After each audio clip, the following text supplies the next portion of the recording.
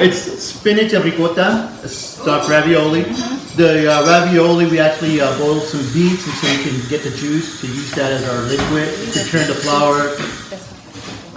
This color? Red. I'm gonna say red, but so the ravioli, of course, we kneaded it.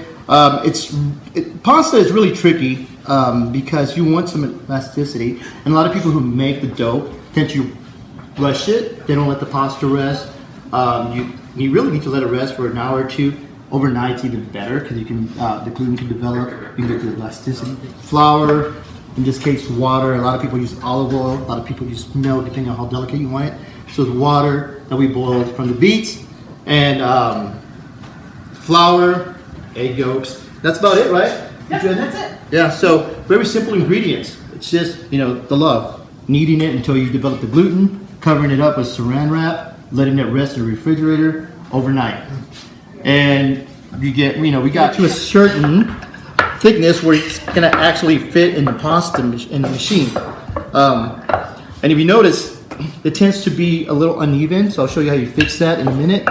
So we do one roll at number 6, and let's see if we can get it started here.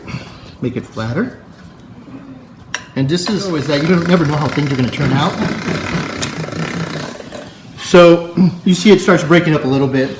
So the first time you do this, you want to fold your pasta.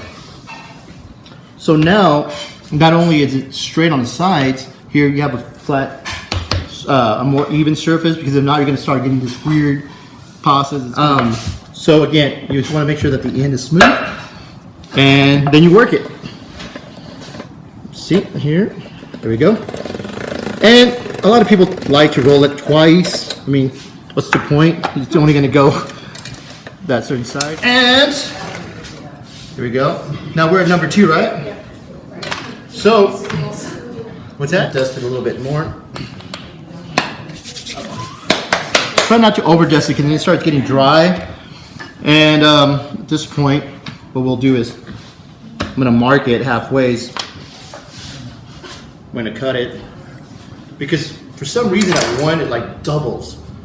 I don't know why, but it does. Guess we need to go back to. Didn't have to use the tool for that. So here we go. Last one. And it might start giving, so you just kind of push it another way. And that one kind of tore, but spinach, just salt, shallots, caramelize the shallots, and then, the spinach cooks down to nothing, right? So, wrong way. Put it in the refrigerator for about half an hour, take it out, mix it in with your ricotta, put it back in the refrigerator until you're ready to use it. Depending on how wide your pasta sheet is, the only thing I forgot, we're using 1 teaspoon, and the best thing to do is to take whatever pasta, ravioli dye you want to use, and mark your pasta so you know where it's going to go. So you can either egg wash the entire pasta, or you can just egg wash around the pasta when you get to that point. So I normally do it this way, then I'll wash around it. And then the next important part that you always got to remember when you're doing ravioli is that you're going to try to suck out all the air out of the pasta when you're putting it around something, whatever filling. So you'll start on one end. Let's pretend that I did the egg wash.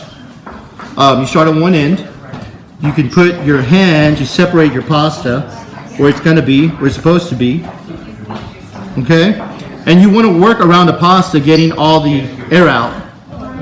So this also helps ensure that you have, your filling stays where it's supposed to stay. And it's going to come, of course, from whatever filling and whatever you decide you want to use for your sauce. Now, the sauce that y'all are going to be eating today is of course, it's a white. It's off white. It's not really white. All right, cream. It's a sauce made with pear. We saute the pears and butter. Get a nice crust on it.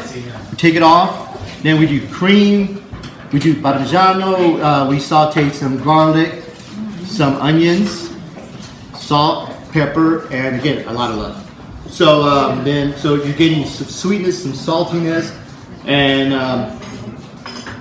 just the earthiness from the pasta that's been made with the beet. So now we're going to talk about how it pairs with the white wine.